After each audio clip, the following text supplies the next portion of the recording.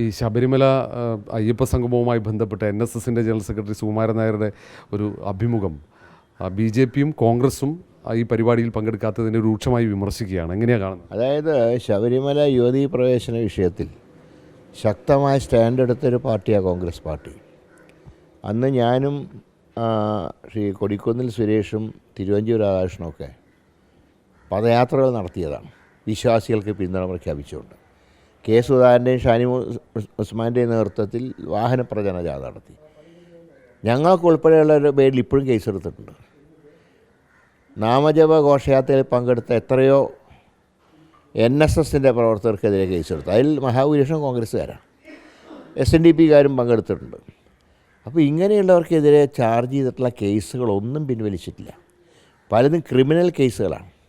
അപ്പം ഞങ്ങളെപ്പോലവർക്ക് കേസുകളൊന്നും പുത്തരിയൊന്നുമില്ല. പക്ഷേ ഈ സമരത്തിൽ പങ്കെടുത്ത ഒരുപാട് ആളുകൾക്ക് ഒരു ജോലിക്കുള്ള അവസരം പോലും നിഷേധിക്കുന്ന രീതിയിലാണ് ഈ കേസുകൾ എടുത്തിട്ടുള്ളത്. ഇത് പിൻവലിക്കണമെന്ന് ഞങ്ങൾ പറഞ്ഞു. ഒരു കേസ് പോലും പിൻവലിച്ചില്ല. അതുപോലെ തന്നെ ഉമ്മൻചാണ്ടി സർക്കാർ കൊടുത്ത അഫിഡവിറ്റ്, അത് തിരുത്തിയ നയം, അത് തിരുത്തിയിട്ടില്ല. പിന്നെ എന്തടിസ്ഥാനത്തിൽ ഞങ്ങൾ പങ്കെടുക്കും? അത് മാത്രമല്ല, സ്റ്റാലിനെ ക്ഷണിച്ച മന്ത്രി എന്തുകൊണ്ടാണ്, ഞങ്ങളുടെ 2 മുഖ്യമന്ത്രിമാരുണ്ടായിരുന്നല്ലോ, രേവന്ത് റെഡ്ഡിയും സിദ്ധരാമയ്യ, അവർ ആ ക്ഷേത്രങ്ങളിൽ പോകുന്നവരല്ലേ, അവരെ ക്ഷണിച്ചില്ല. അപ്പോൾ ചുരുക്കി പറഞ്ഞാൽ ഒരു വോട്ട് ബാങ്ക് രാഷ്ട്രീയം, അതാണ് ഇവിടെ സംഭവിച്ചത്. മാത്രമല്ല, കാലാവധി അവസാനിക്കാൻ 6 മാസം മാത്രം ബാക്കിയുള്ളപ്പോൾ പെട്ടെന്ന് എങ്ങനെയാണ് ശബരിമല വികസനം ഒരു സുപ്രഭാതത്തിൽ പൊട്ടിമുളച്ചതിൻ്റെ കാരണം? ഇത്രയും കാലം എന്തെങ്കിലും ചെയ്തോ? 9 വർഷത്തിലാണ്. ഇതിനൊക്കെ ഞങ്ങൾ ചോദിച്ച ചോദ്യങ്ങൾക്ക് മറുപടി കിട്ടിയില്ല. അതുകൊണ്ട് തന്നെയാണ് ഞങ്ങൾ ബോയ്ക്കോട്ട് ചെയ്തത്. മാത്രമല്ല, ഈ ഇതിനു കൊണ്ടുണ്ടായൊരു മറ്റൊരു സംഭവം എന്ന് പറയുന്നത് ബദൽ സംഗമം നടത്തി. ആ ബദൽ സംഗമത്തിലെ പ്രസംഗങ്ങൾ പോലും ശബരിമലയുടെ ഇതിഹാസങ്ങൾക്കെതിരായിരുന്നു. ശബരിമലയുടെ ഇതിൽ പറയുന്നത്, അവർ മുമ്പ് കൊള്ളക്കാരൻ തന്നെയായിരുന്നു, കൊള്ള ചെയ്യാനാണ് കേരളത്തിൽ വന്നത്. പക്ഷേ അദ്ദേഹത്തിനെ മാനസാന്തരപ്പെടുത്തി തൻ്റെ ഉറ്റ ചങ്ങാതിയാക്കുകയും ശബരിമലയിൽ അദ്ദേഹത്തിന് അടുത്ത് പ്രതിഷ്ഠിക്കാൻ നോക്കിയപ്പോൾ വാവർ തന്നെയാണ് ഞാൻ താഴെ ഇരുന്നോളാം എന്ന് പറഞ്ഞു.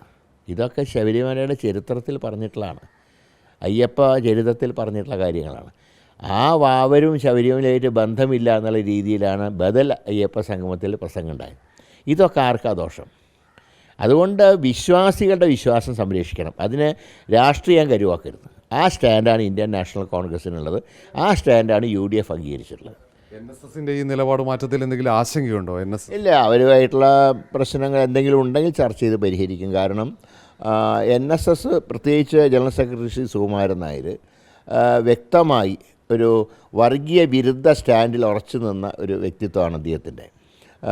മാത്രമല്ല, അതിനെ അദ്ദേഹം ശക്തമായിട്ട് എതിർക്കുകയും ചെയ്തിട്ടുണ്ട്. എന്നാൽ വിശ്വാസികളുടെ കാര്യത്തിൽ ഉറച്ച നിലപാടും അദ്ദേഹം സ്വീകരിച്ചിട്ടുണ്ട്. ഇക്കാര്യത്തിൽ എന്തെങ്കിലും എന്താ പറയേണ്ട ഗ്യാപ്പ് ഉണ്ടായിട്ടുണ്ടെങ്കിൽ അത് ഞങ്ങൾ ചർച്ചയിലൂടെ പരിഹരിക്കും. ഒരിക്കലും UDFൻ്റെ വിജയസാധ്യതയെ തല്ലിക്കെടുത്തുന്ന ഒരു സമീപനവും അദ്ദേഹം എടുക്കില്ല എന്നാണ് ഞങ്ങളുടെ പൂർണ്ണ വിശ്വാസം.